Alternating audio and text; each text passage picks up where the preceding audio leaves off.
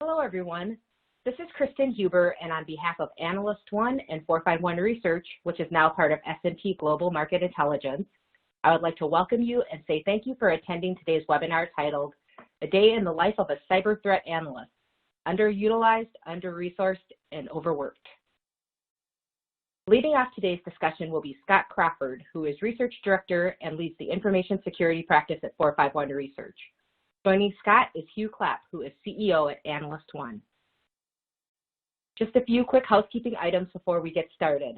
To ask a question, simply type it in the question box on your screen and we'll get to as many as we can during the Q&A session. The presentation slides are available for download in the resources section in the console. And finally, the on-demand version of the webinar will be available shortly after the live event concludes. And with that, I'll turn it over to Scott. Thanks, Kristen, and hello, everybody, and thank you for joining us for our webinar today. We're going to take a look at one of the areas that remains a pretty current topic of conversation within information security circles, but keeps coming to the fore as far as a priority. But we're going to look at some aspects of that priority, which is threat intelligence and how it's applied. And we're going to look at some of the aspects of that opportunity that are really not just underserved, but really overlooked and sometimes outright neglected in making the most of the threat intelligence opportunity. So the way we're going to do that is we're going to take a look at some major aspects of the daily work of a threat intelligence analyst and a threat intelligence team. What's expected of them during the course of a given day? What's expected of them in the course of doing their work generally? How to integrate what they see and learn into security operations and make the most of that opportunity. We're going to take a look at some of our research data here at 451 Research. We're an industry analyst firm, and we do survey the practitioner community in terms of their priorities, specifically in information security. Priorities, strategic objectives, tactical goals, plans, key projects, and so on. So we do have a fair amount of survey data that speaks to these factors and the emphases that organizations place on the priorities that we'll discuss today.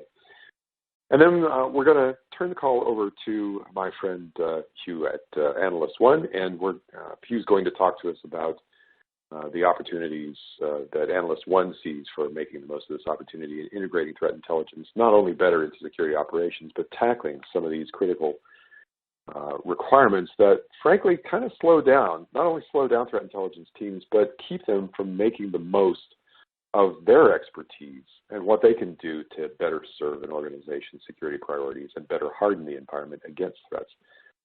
As far as my background goes, to give you a little bit of color on where I'm coming from with this. So I'm a former Chief Information Security Officer myself for a non-governmental organization. I've also worked for major vendors in information security, particularly on managed security services teams and helping them with their strategy and specifically with threat intelligence strategy. And this has been something that we've seen both on the vendor side as well as in my role as an industry analyst.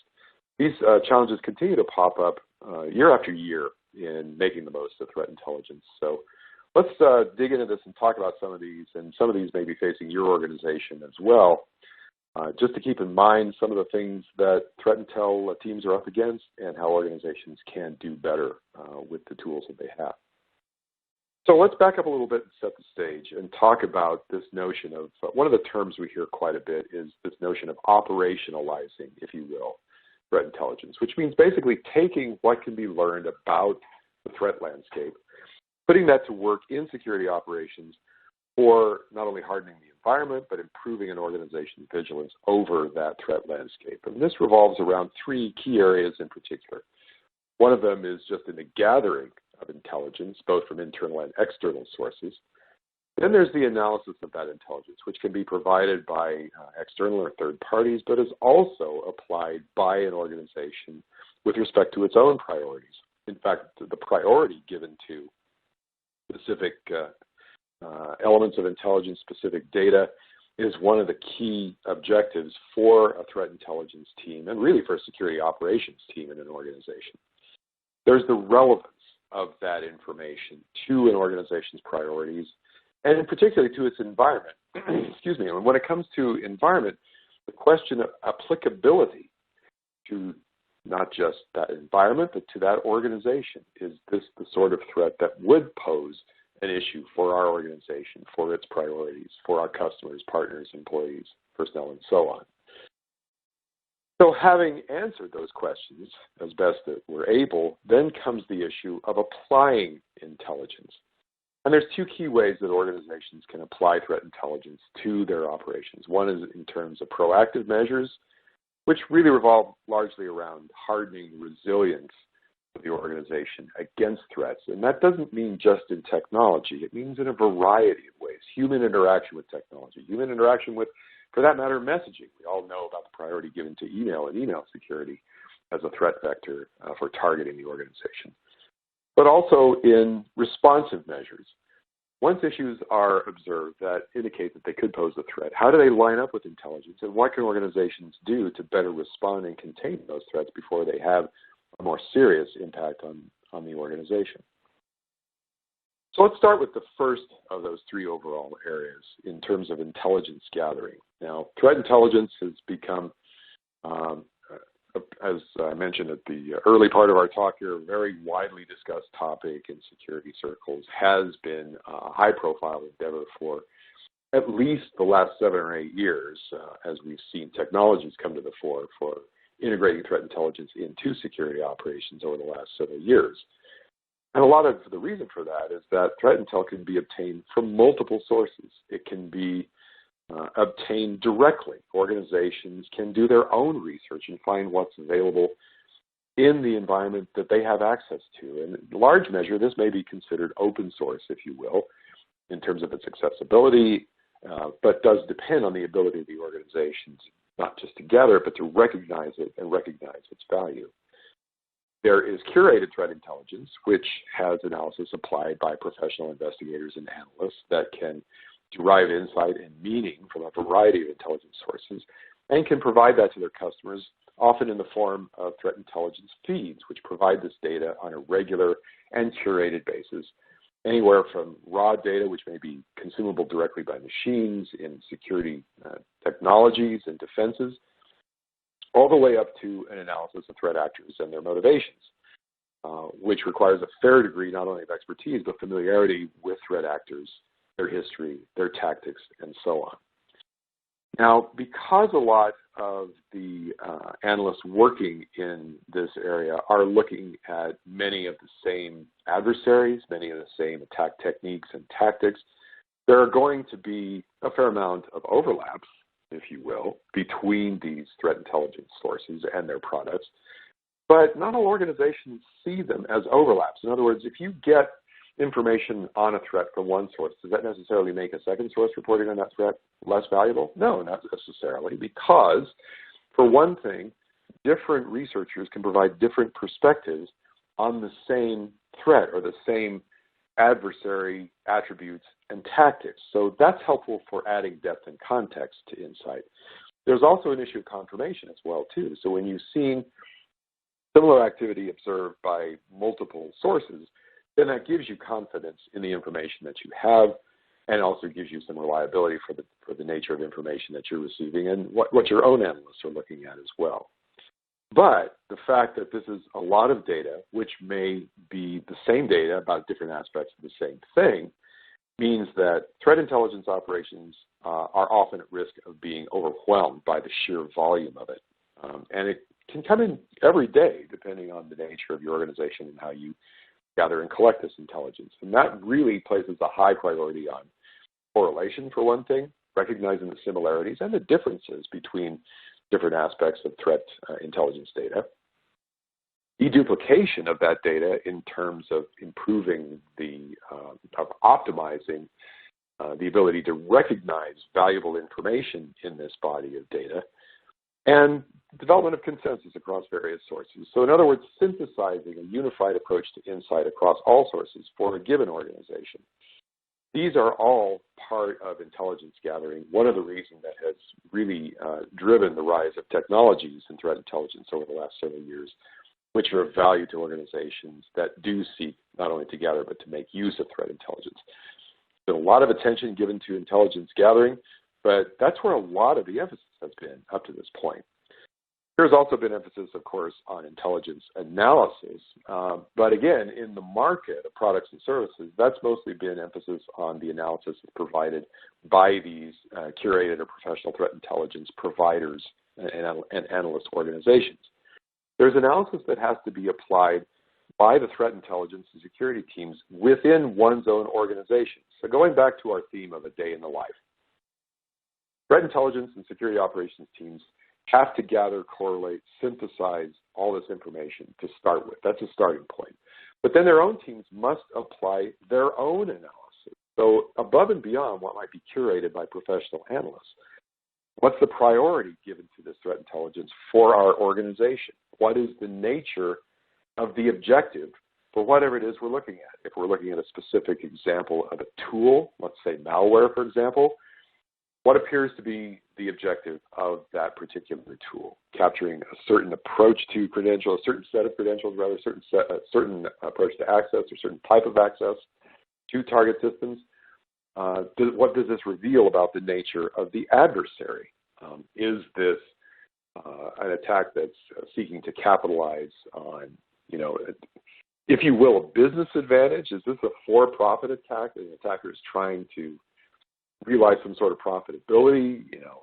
Ransomware may be considered part of that, but there's a lot of attacks that really seek to capitalize on some commercially, if you will, exploitable aspect of realizing a profit from their efforts. Or is this more of a nation state or more of a strategic adversary, in which case the tactics as well as the motivations may be very different, may be better organized, may be more sophisticated, but not necessarily. It's amazing the extent to which very simple approaches can be successful in gaining access to high-value targets. So just because it isn't sophisticated doesn't necessarily rule out that the adversary is not similarly sophisticated. There's the issue of relevance. How does this relate to our organization? How does this insight apply to our organization? And one of the things that can help answer that question, well, how has it affected peer organizations, organizations like us, organizations that are similar to us in terms of their priorities, way they do business, their technology exposures, and so on. But really it comes down to specificity to a given organization. How is this applicable to us? How does this affect us? And in particular, how specific can we get in answering that question? Not just, the nature of the attack, the nature of the adversary, but how exposed are we to exploit, and what type of impact could we be subject to through exposure to this type of a threat? So the proactive application of this intelligence in terms of putting it to work in our defensive posture and in hardening resilience is a priority for organizations. And in fact, this lines up with some of the top priorities that in our survey-based research we see organizations giving to their information security projects when we've asked them about what their priorities are for those projects over the next 12 months. The top three responses are very much related to applying threat insight into hardening the environment, improving the resilience against threats. In terms of the investment in security analytics and platforms that consolidate security information for security operations teams. Obviously very high priority because this is often the technology anchor, not only for visibility for security operations teams, but for managing the processes of hardening the environment, responding to threats, and so on. Hardening the environment, obviously, that's part and parcel of vulnerability management and remediation, which goes beyond just patching and software update. That's taking a look at the comprehensive environment exposures throughout that environment, be they technological or not. The susceptibility of people to phishing attacks, for example, has to be considered part of increasing resilience to attacks. So this issue of vulnerability management and remediation goes well beyond just software defects or configuration or architecture issues. And of course, regulatory compliance always winds up being a priority for organizations, not least because for security teams, that's often where the budget comes from to pursue strategic objectives or do implementations that are necessary to meet the objectives in other areas for security priorities and security operations. But when it comes to applying to the environment itself, that's not as straightforward as it might sound. One of the issues when it comes to countermeasures and applying remediation and hardening the environment as a whole, frankly, is just visibility across the entire IT environment. In fact, when we ask security practitioners about their top pain points when it comes to managing information security, user behavior comes out on top, not least because this is the point at which, technology is designed to interact with people. We can't get away from that. Technology is designed to serve people. People have to interact with it, and that interaction can open organizations to exposure to threats. So this remains a top priority for organizations. But in terms of technological development, becoming more literate in applying security to cloud-based assets, that, of course, is a much more significant priority for organizations now. But look at where visibility across the entire landscape comes in. Number 3, and pretty much tied with the need for better visibility, better expertise in managing emerging technologies like cloud. Getting visibility across the entire IT architecture remains a pretty serious problem and is rated even more highly, just slightly, pretty similar actually. If we look at the percentages, these are rounded to the nearest whole percentage. But it's on a par with phishing and slightly ahead of compliance-related requirements and even budget deficiencies in meeting these objectives. So just getting visibility across the IT environment remains problematic for organizations, very highly rated pain point across the board.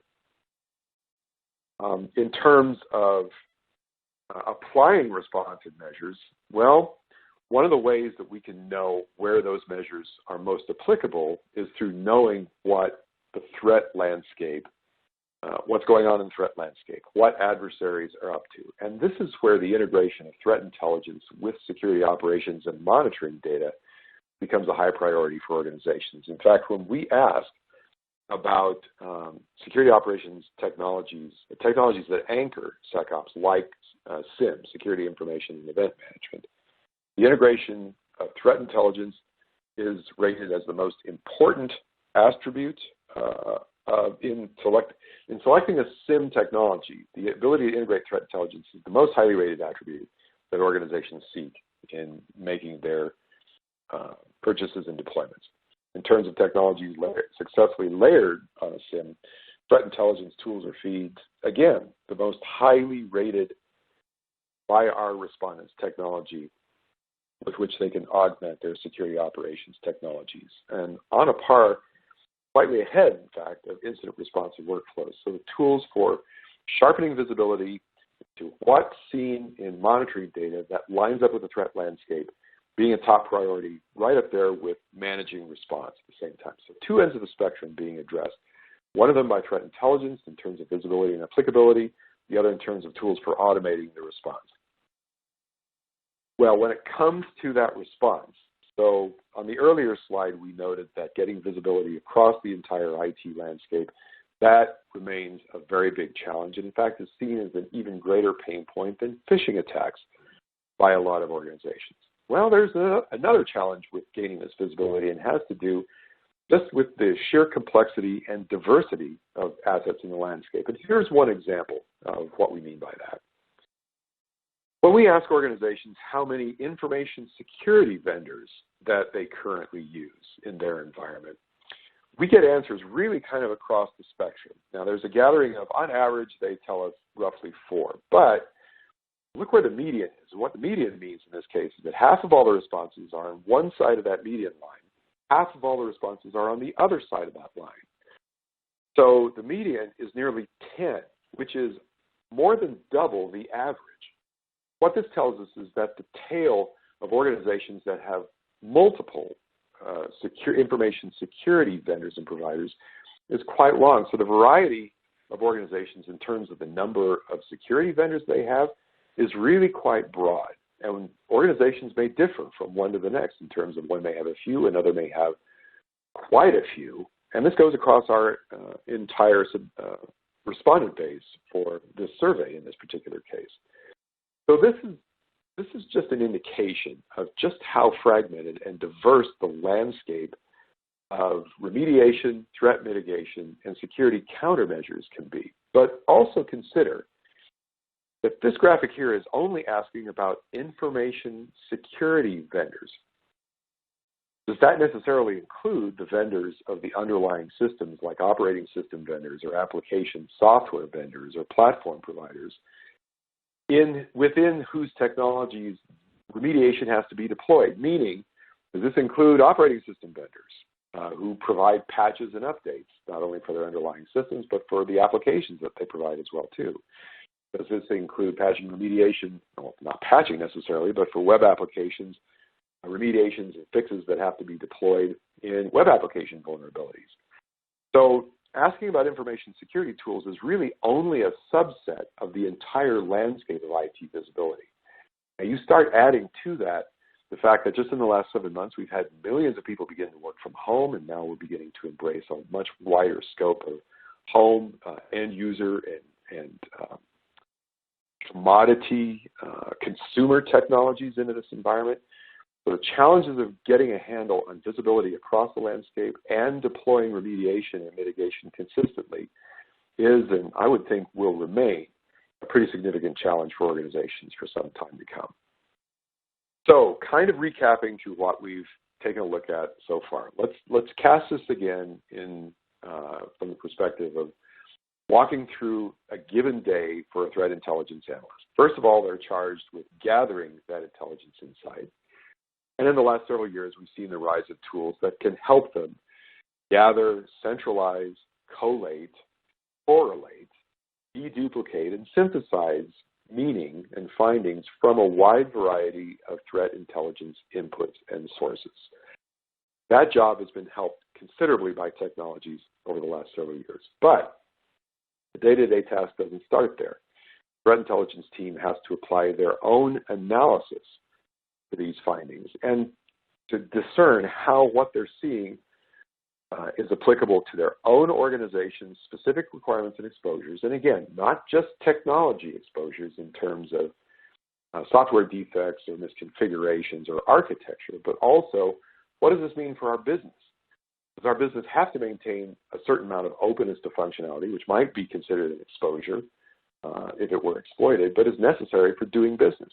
How do people interact with technology in our organization? What priority is that for our organization? So applying, the analyst team has to apply its analysis to how this matches to their own priorities. And finally, to operationalize that intelligence, that insight, by putting it to work proactively in hardening resilience against threats and responsibly in terms of raising alerts that don't overwhelm teams with what they can effectively respond to, putting technology to work where it can be more effective than people in those situations, containing threats, and remediating exposures as they arise. So what's the problem?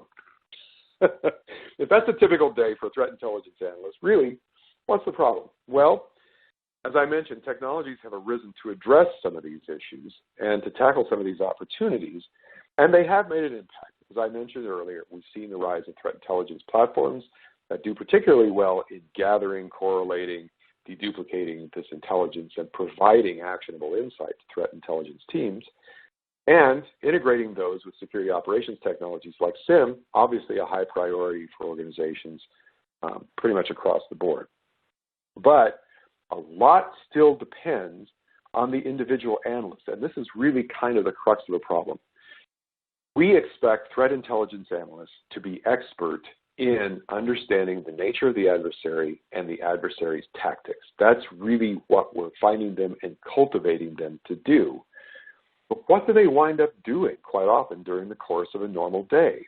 Well, they have to comb through this volume of threat intelligence data to the extent that they have to do deduplication, correlation, and synthesis. That takes away from the time that they can spend on applying this intelligence to their organization, finding out where their organization can make the best use of it. There's a lot of that can be done better through automation. There's a lot of it that can only be done through automation, just in terms of the sheer volume of data that these organizations are hit with during the course of a given day. And yet, it's these expert intelligence analysts that wind up being tasked with these repetitive tasks of having to do that correlation analysis, information management, task management, and so on, that doesn't require that same high level of expertise. So organizations really aren't getting the most out of their investment to the extent that that's what they're asking their expert threat intelligence analysts to do. But what about in task execution, in terms of creation and maintenance of countermeasures, of deploying effective mitigations and response? How about just plain developing rules for security defenses?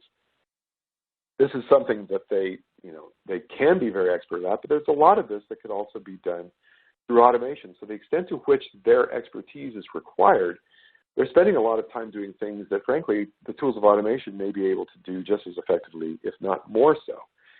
Not to mention deploying it consistently across the entire landscape. And that's an administrative burden all by itself. I mean, if you think about the context of patching, for example, just making sure that software updates or configuration changes get deployed consistently throughout a target environment, that they were deployed as expected, that they don't create performance and availability issues, and that those issues have to be remediated, or that updates themselves have to be rolled back and then redeployed. All that rework not only costs the organization, it costs experts time, and that's time that they could be giving the priorities for which they were hired or cultivated in the first place. So to the extent that we're relying on these expert teams to do these ordinary everyday tasks, we're not giving them the opportunity to realize the most benefit either for themselves or for their organization. All these things do factor into a great deal of the day for a threat intelligence analyst, and these are things that technology can make a contribution to addressing, and furthermore that we expect them to contribute to addressing over the course of time in the future. And it's not as if there is abundant free time for security analysts in the first place. In fact, this is not going to be an unfamiliar metric to anyone in our audience. We ask organizations whether or not they agree or not with the statement that current information security staffing levels are adequate. No surprise here. The majority of respondents either somewhat disagree or nearly a fifth of all respondents strongly disagree that they're adequately staffed. In fact, some of the skill sets that are most inadequately addressed among organizations is recognizing the digital evidence of a threat, so the exact sort of expertise that threat intelligence analysts are expected to bring to the table, as well as facility with technology that recognizes threat patterns and can take actions. So cultivating this expertise in technology to make the most of the human expertise, clearly a high priority for organizations in our survey-based research today. And with that, I'm going to turn our talk over to Hugh. And Hugh, why don't you tell us about Analyst One's perspective on these issues? All right, will do. Thank you. Couldn't have been a better setup because everything you've talked about is kind of why our company came into existence.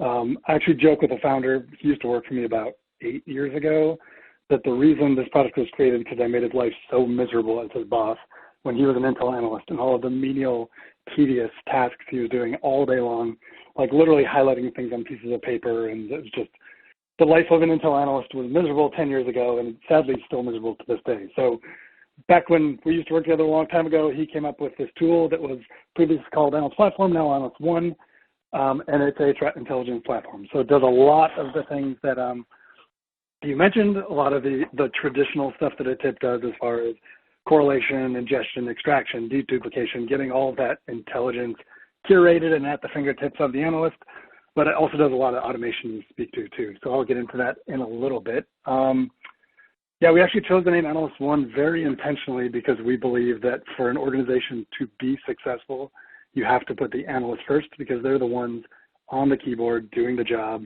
They're your first line of defense, and they are absolutely going to be what makes or breaks any security program. So best strategy in the world with the wrong people with the wrong tools will never work. So let me get into a couple of the things here on the slide. All right, the daily grind. You mentioned it really well. I've kind of just listed a few of the kind of questions that any security program leader needs to be asking themselves. So a little bit on my background. I spent 20 years in the intelligence community here in the U.S. After that, I spent a year doing the Department of Energy, built their security program across all of the national labs. And I spent some time in finance.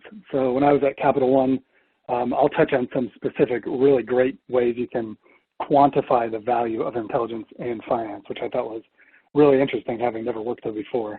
And then I switched over to the vendor side and ran all internal security operations and intelligence at Symantec, where I was actually a customer of a different threat intelligence platform, which inspired me to take on this position here, because this is just one of those spaces where there's so much potential for a tool in the right hands to produce just significant impact on a security posture of a company. So I was, like, again, I had a history with the founder, and I loved the product. I had seen some of the other products out there, and I just honestly just kind of fell in love with what we're doing here. So excited to have the chance to talk to you guys about it.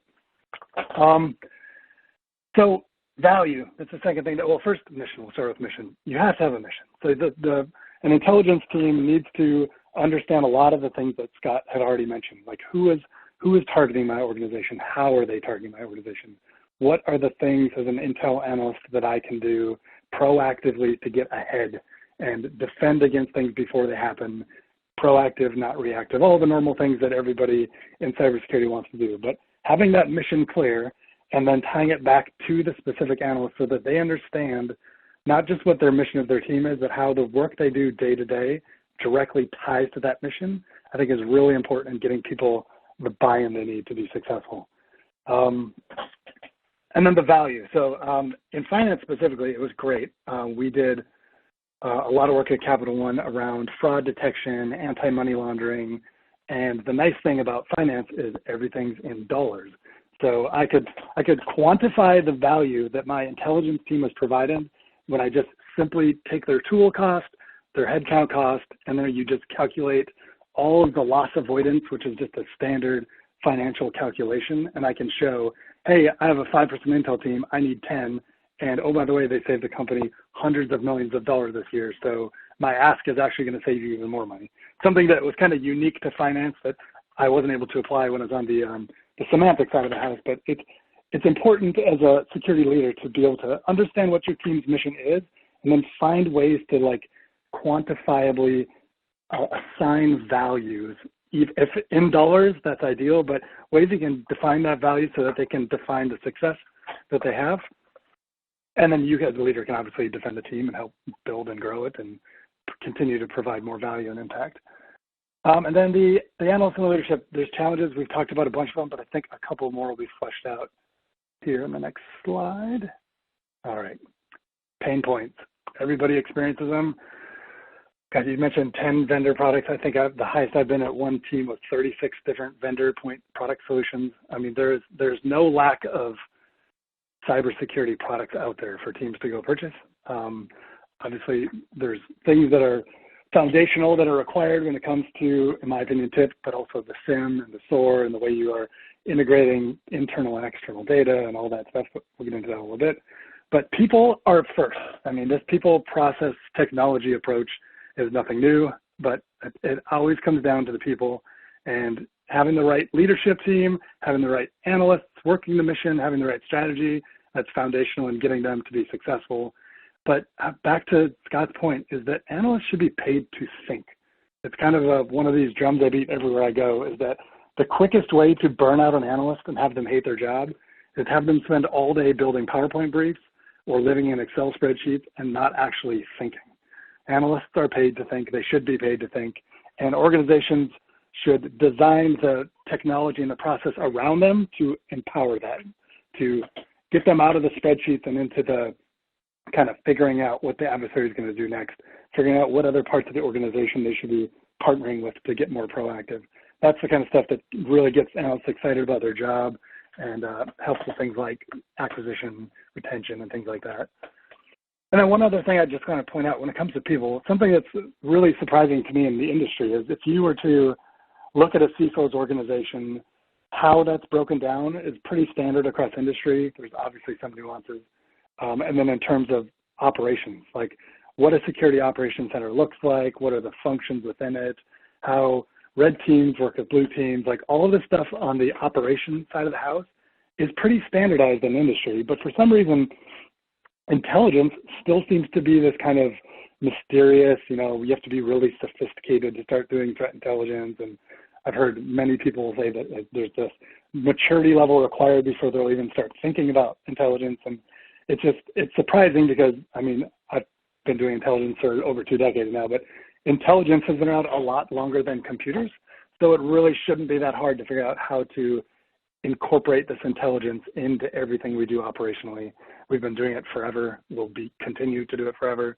So this should be something that as an industry, I think we should get better at kind of standardizing the approach to intelligence to get the process part figured out, to understand what are the things that tools should be automating for us that I'm paying somebody to miserably do every day. Like what are the inputs and outputs from the Intel team to other parts of the organization that should just become completely standardized. I mean, these are things that I think we need to get to as an industry, and I think it's definitely getting better, but there's just process-wise, there's so much tier one type triage work that on the ops side, we are working with SOARs and SIMs to try to automate away that tier one.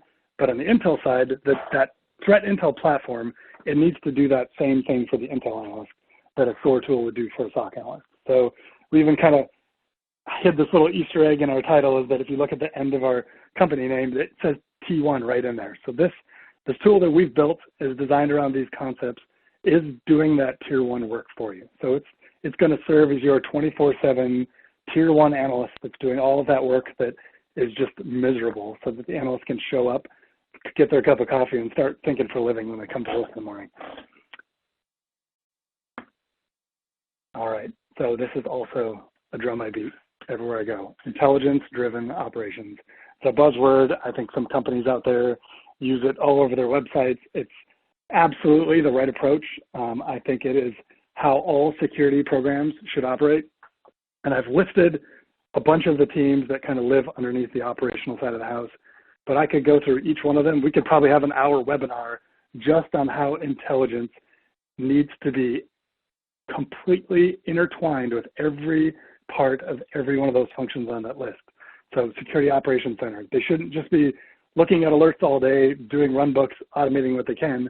They need to know who's targeting them, and they need to develop custom alert logic, knowing the adversaries that are targeting them and hunting and looking for those adversaries in their data. When there's an incident response kicked off, the first thing that people should be doing is pulling that intelligence into the incident response action and saying, who could this be? And once we have some level of confidence in who it is, what other indicators might they be using? What other clues or things could we be looking for in our network tied to this suspected actor that we got from intelligence? Hunt teams is obvious. There's adversaries that could be in our network, and there could be behaviors that we haven't created that detection logic within our SOC, and we need to go out there and actively look for it, using intelligence as the driver for it, and having the outcome of those hunt operations be that new SOC detection logic that's now in place and the visibility is now gained in these parts of our network. Insider threat, same thing. It's going to be the same behavior-based. And I could talk for hours on this. It's one of my favorite things. But again, each one of these things, Intel should be feeding them. And we need tools that empower the Intel analysts to have all of this data readily available to say, hey, red team, APT 28 targets our specific industry. Here's their playbook. Here's their indicators. Here's what they look like at the perimeter. Here's the things they dropped on the endpoint. Here's this Intel package, red team. Now go act like them. And the SOC is going to see if the stuff that we fed them before created the right logic to catch you. Like, this is just a constant thing that I love about my job, is this constant intelligence and operations back and forth. A lot of people in the industry, specifically in the threat intelligence platform and even intelligence feeds industry, kind of want to separate out and make it seem like intelligence is this separate silo, this separate kind of cottage industry that needs its own funding and needs its own representation within organizations. And it's true to some extent, but the line between operations and intelligence should be so blurred that everywhere I've been successful has been where both of those functions fell under one leader who had those people on the same team working together, so that their destinies are intertwined with their own personal success as well as the company's success by how well they're able to be those analysts day to day looking for that bad activity and trying to set up the company to defend against it. All right, it's all about risk. I think I stole that from a friend of mine's article he wrote. This equation, there's many variations of it. This is the simplified version that I use. I strongly believe, as that first bullet says, that the purpose of cybersecurity is to reduce or mitigate cyber risk. But really, cybersecurity is to enable a business to do business. It is not there to make it harder for the business to do its job. It's not there to make the bank harder to earn money. Financial specifically, there's so much financial information exchanged to the second that cybersecurity needs to not ever interfere, but rather to protect this type of transactional data that's just continuous. And back to how intelligence kind of feeds through the different operational teams, it also needs to feed through these very high-level kind of CISO view of, my job as the CISO is to drive down cyber risk for the company. Here's the 3 things that make up that cyber risk. And threat is exclusively owned by intelligence. So that intelligence function at a lot of companies may just be 1 or 2 people. It may be very small. Coming out of the government side of the house, there was thousands and thousands of people obviously doing intelligence, but the amount of burden on a lot of companies' intel teams, which are incredibly small, and to own that threat is a very overwhelming task if they don't have the right tools to do the job, because that, like as in that equation shows, that's a third of the problem right there, is just who's coming after us, how are they coming after us, what do they do, how can I better use that information to inform the defenders to help us defend. And then the vulnerabilities part of the equation, I put that myth down at the bottom because they're so closely tied, and I'm glad Scott brought it up. People patch their systems all day long. Companies that don't have intel teams are patching their systems all day long. But how do you actually inform any type of prioritization around what you patch first if you're not just at the most basic level saying, well, here's everything vulnerable in my environment, and here's people that are targeting me, and here's vulnerabilities they target. Let's patch those things first if there's a match. Like this is not something that needs a super sophisticated, highly complex intelligence team and strategy and a lot of technology wrapped around it. Like there's very simple ways to see real value on day one, taking intelligence and just throw it at the vulnerabilities part of the equation, and you're going to get a return on that investment. So I think I put there, yep, they help prioritize the vulnerability management. And then in terms of impact, that kind of crown jewels approach to your company, the intel team, the security operations team, the CISO organization as a whole, they need to understand what are the most important systems within our company that we need to defend. And then all of the other planning needs to go around that. As 1/3 of that risk equation, you need to know, for the banking specifically, what's the network that financial transactional data are going across. Let's make sure we defend that. Where, if you're at a vendor like Symantec, where is intellectual property going to be the hardest thing we need to defend and put alerting around and do pen testing on? And like all of that understanding of what impacts your business the most is something that is also very foundational in how you set up these strategies and empower these analysts to be successful every day. And because I'm from a threat intelligence platform company, the obligatory 2 slides on our tool. So a lot of the things we do are a lot of the things that a lot of threat intelligence platforms do. My next and only other slide on our tool is how we're different from other tools.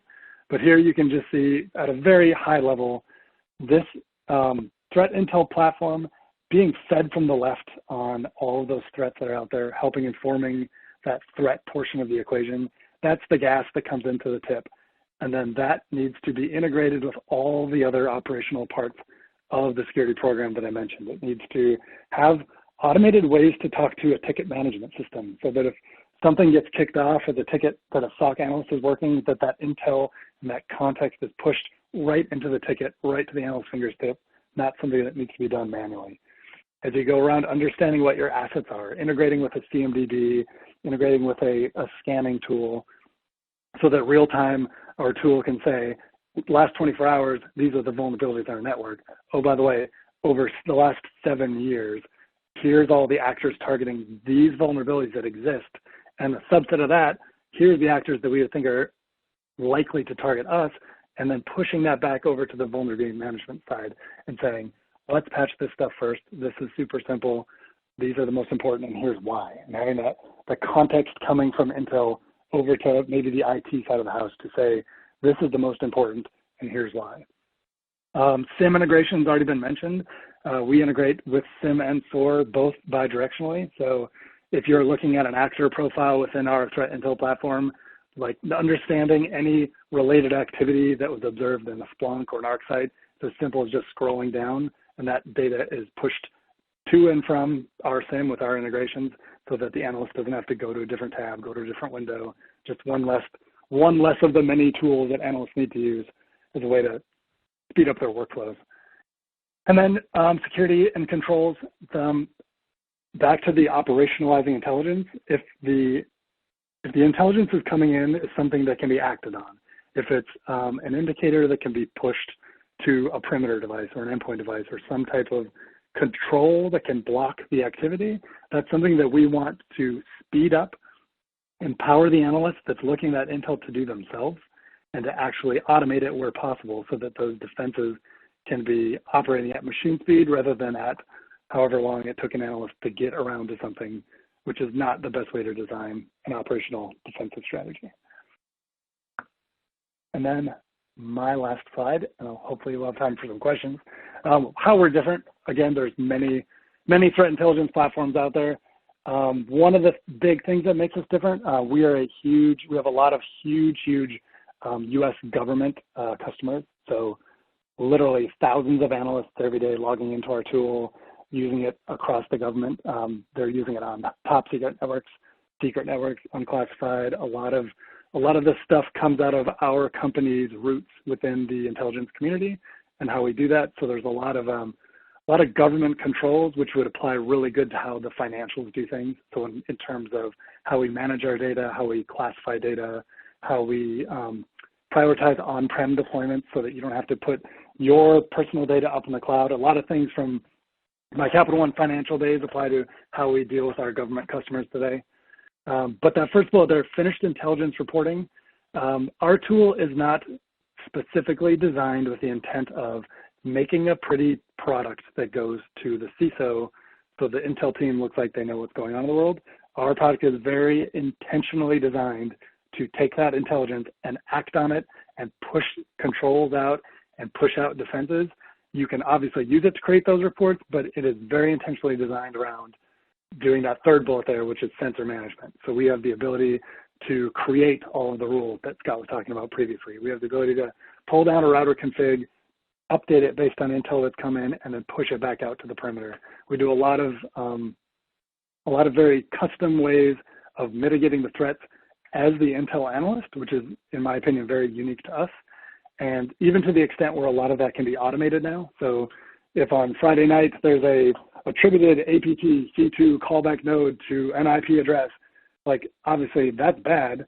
Our tool can get that at Friday night and have it blocked within seconds of getting that intel versus waiting for Monday morning to roll around, somebody to see that report, and then drafting up something and shooting it over to IT and asking them to update the firewall. Like very, very slow processes absolutely exist to this day that we're trying to break down those things and speed up the intel to action time frame required. Already touched on intel versus ops. We're very blurring the line between the two. We are a threat intelligence platform, but a lot of the analyst workflows we automate. So we try to automate that stuff within the tool, not in the form of a playbook, which we integrate with playbooks, but more of a, hey, here's the 10 things the analyst is going to do with his feed, and we just automatically do that for them, just to kind of be that tier one analyst that's working for them. Tip, SIM, SOAR. We are a tip. We are not a SIM. We are not a SOAR. I know there's a lot of people that are changing their minds as to which they are each day, and we're absolutely a threat intelligence platform. Everything we do uses that threat intelligence as the targeting engine for a security operations program. So we take that intel in, that's our gas, and then we're the engine that CISO can use to use a SOC, leverages hunt and red teams and get them out there as the engine to defend the company against bad activity. On-prem I already mentioned, and then easy to try, easy to deploy, easy to use. I actually stole that from my last boss. I think it's very applicable to how we do business. We are very easy to try. We have gotten large cabinet level government agencies up and running within, I think, 2 hours from initial install to people on the keyboard using it, which they blocked about a week for install, and they were surprised they were done by lunch. But it's a very straightforward way to deploy, we think, and we try to build a lot of the analyst mindset into the tool, so it's very intuitive and easy to use also. And then just kind of my last thing here, the pie charts on the bottom, that's based on data on the left from some of our customers as to how much of their time is split between those three things that Scott talked about earlier, between the collection, the analysis, and the action.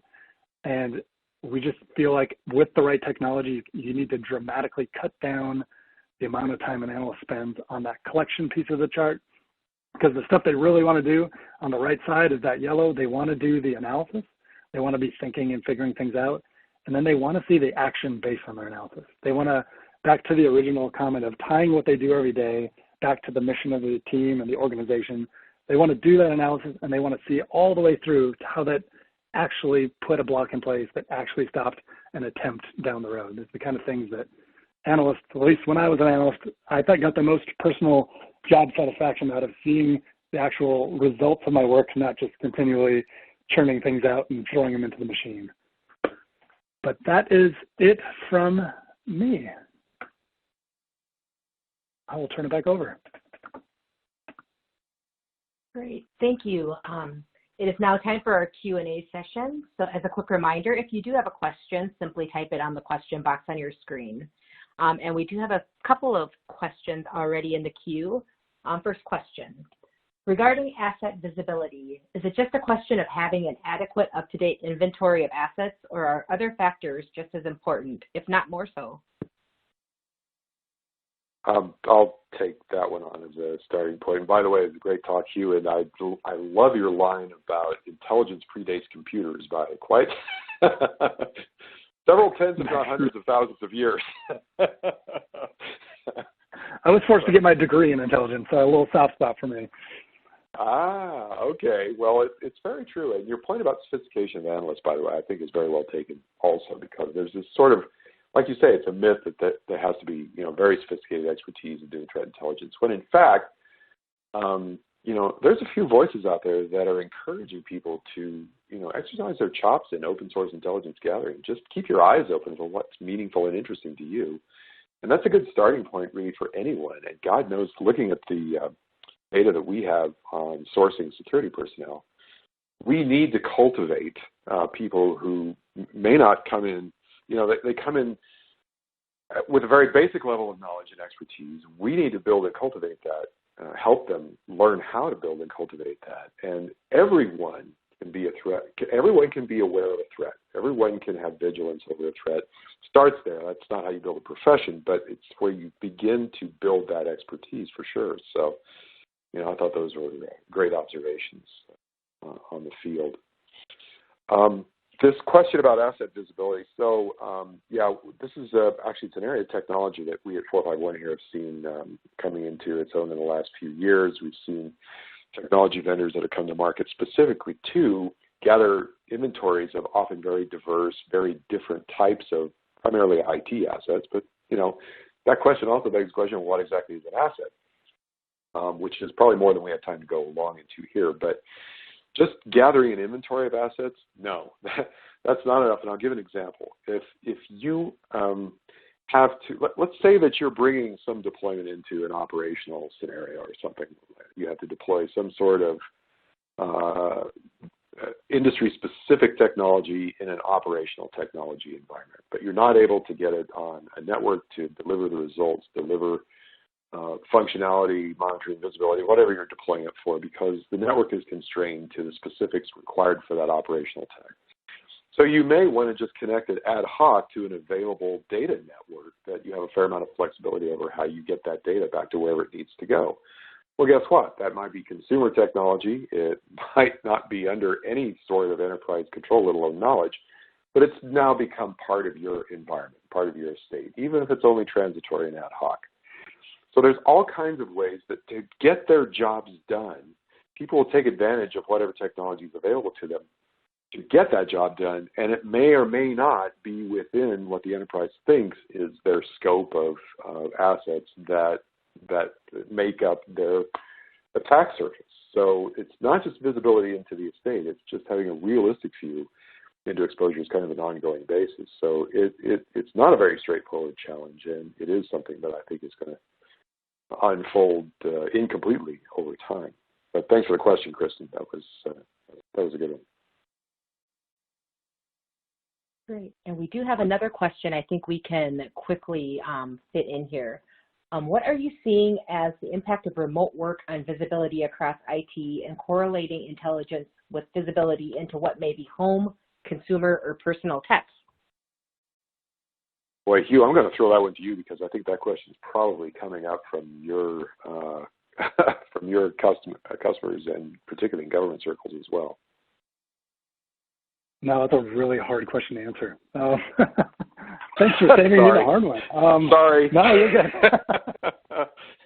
It's really challenging because, like, I don't think as in a lot of industries were, I mean, nobody was prepared, obviously, for coronavirus and COVID and all that stuff that hit. But just work from home policies, I don't think from a policy perspective is there. I don't think that there was a lot of people that when they started work from home were doing that kind of bring your own device type of approach where they have their laptop at home, they'll just connect in. And a lot of companies had good MFA and they had good VPNs and all that stuff, but a lot of companies didn't. And I haven't talked to many people that I learned from them, but I know it must have absolutely been a nightmare. I mean, just the minute you have your security strategy revolving around just scan, patch, scan, what are we seeing? And then all of a sudden a huge portion of your workforce isn't being scanned and doesn't have endpoint protection on it, and they're still connecting directly into, you know, the important data repositories after they've been shopping on Amazon or looking for things. Like, it's an absolute nightmare as a security practitioner, I think, to tackle, but I haven't really heard many lessons learned coming out of it other than just plain block and tackling, you know, the things I mentioned, having MFA and VPNs. But yeah, I think there'll be a lot of really interesting things coming out over the next 6 months to a year on what we did poorly at, what happened because of it. But I look forward to learning it, but I can't sit here and say I've learned much yet on it. Yeah, we've just to kind of close the loop on that one. This home technology effectively becomes part of the enterprise IT estate, whether you really want it to be or not. So the extent to which organizations, what kind of measures can they deploy to protect themselves against these types of exposures? But then that starts to factor into threat intelligence as well, too, as far as what adversaries are doing to target these types of exposures. And I'm not going to digress into, consumer smart technology and the access to and visibility into a home or remote environment that a third party might have. But these are the kind of things that are starting to come up in terms of what's the threat landscape look like in these areas. And yeah, you're right. The answer is going to take some time to evolve, I think. Great. Well, thank you so much, Scott and Hugh. That concludes our webinar for today. As a quick reminder, the on-demand version of this event will be available shortly.